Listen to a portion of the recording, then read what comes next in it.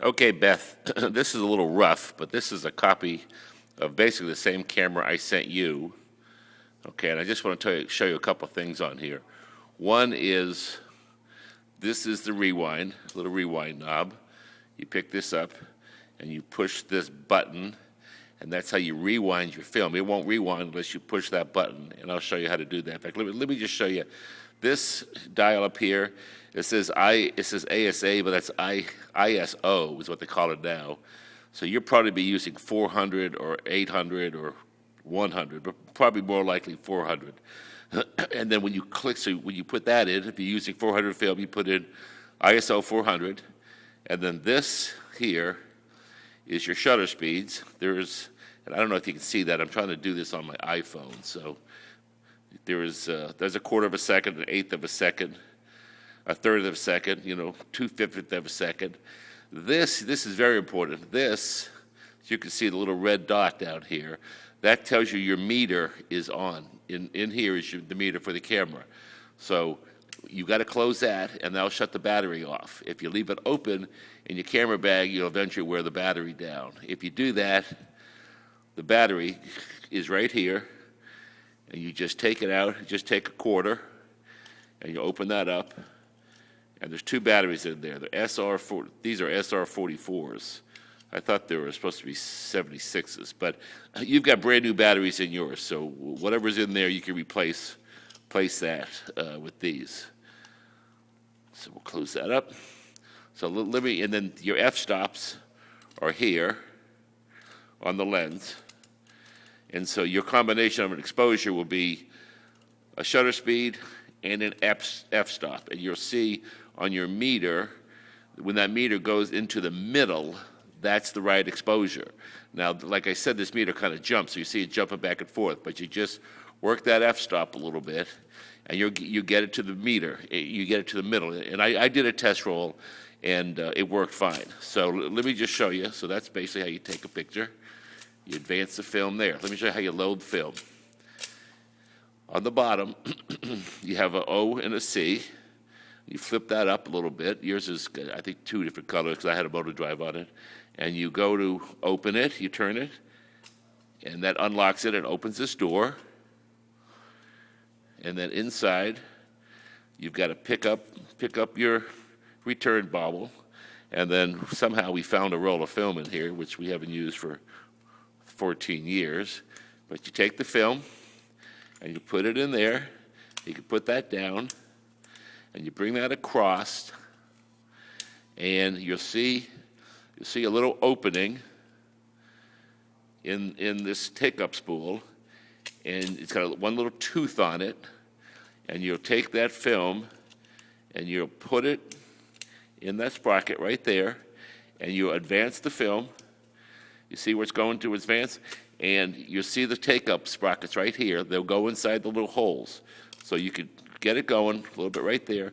And one of the tricks that you could do is you have to get that spool down again, and you wind this back till it's a little bit tight, okay, not real tight, and then you close the back. So now when you advance you take a picture, because this film here has already been exposed. So you need to advance it to get fresh film out of the canister. And when you do that, you see the take-up spool moving. That's how you know your film is going through the camera. So we'll advance a couple frames like that, and then you can put this back because now you know film's going through the camera. A lot of times you can misload the camera and take pictures all day, and the film's never gone through. So now you know it's working. So when you're done taking your pictures, you get to the end of the roll. This would be very hard to turn because the end of the film is taped onto a canister, little spool. So what you need to do is you need to come under the camera, push this button, and this button releases that take-up spool, okay, or your spool. You push that, you feel it click, and then now when you come back here, you open up, you take your little winder, and you see an arrow. It'll show you which way to wind, and you wind it. And I'm gonna stop when I feel it come out, and you can hear it. I think I just heard it pop out. So let me just see. You're going to wind it all the way back into the canister. Okay, so obviously I didn't wind it all the way back. So when you're winding it back, you can see what's happening. And you will wind yours all the way probably back to the canister. Sometimes people, when you hear that click, you can stop. But this won't be open. This will be closed. If you open this, your film will be exposed. Okay? So I'll just show you that for a demo. Now you can see here that this is locked in. You see, and it won't. You can try to push it back, and it won't go back until you push that little button. And now this will go back, so you can rewind your film again. Okay? So let's do that again. So, loading the film. Come up here. You put it into your spool. You see how it's not. See, it's catching, but it's slipping. See, so if I had closed the back, the film wouldn't have gone through. And this film's a little brittle because it's so old. But let's see if we can get it loaded. Okay, so it looks like okay. So I'm going to wind that back till it's tight. Close that. Put it on C. That's closed. And I'll expose a couple frames. I can see that moving, so I know the film's going through the camera. Okay? So you can put that in now. So then you take your 36 or 24 exposures. When it gets tight, you can't run the film anymore.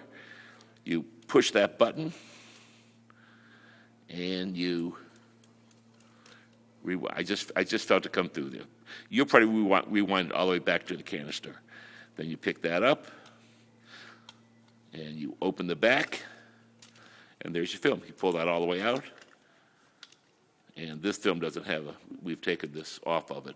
This is how you're going to get the film out in the dark room. Is you're going to go in the dark room, and this film's going to be inside, and you take a can opener, you open that up, and you take it out, and you do your processing.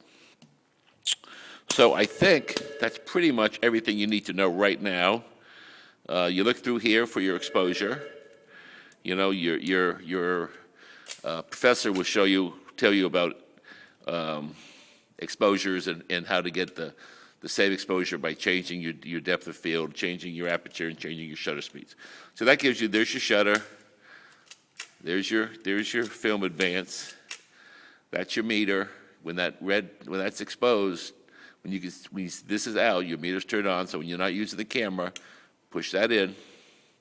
And if you want to take the lens off, which I don't think you're going to need to, well, you probably won't need to do, but you push this button, and you just turn the lens, and you bring it off. On the lens, there's a black dot, and there's a black dot on the housing of the camera, and you line those two black dots up. The camera, it's a bayonet mount, so it's got an opening here and an opening here that the bayonet has to go into. So it lines up with those two black dots line up. I don't know if you can see that or not. And then you just turn it, and you clear it. You set the meter. You just go all the way to f/22, all the way to, you have a f/2.8 lens. So you just do that a couple times. And that's how you focus, obviously. You probably know that. And you have a depth of field preview button, which is this, which he could teach you about. And you have a timer. If you want to have a timer, you have the camera on. You pull your timer button down. You push that button, and you run around in front of the camera. You put on your funny glasses and your hat, and you'll see it come up. There's no blinking lights or anything. This is one of those and you hear it go off. So you can hit a shorter timer. Okay. So I think that's all you need to know. This is nothing. This is for a motor drive. That's your release, to release the spindle back here, so you can bring the film back. That's to change the battery if you have to. That's to put it on a tripod, and that's to open up your back. I think that should do it. All right. Good luck. Call me if you have any questions. Bye bye.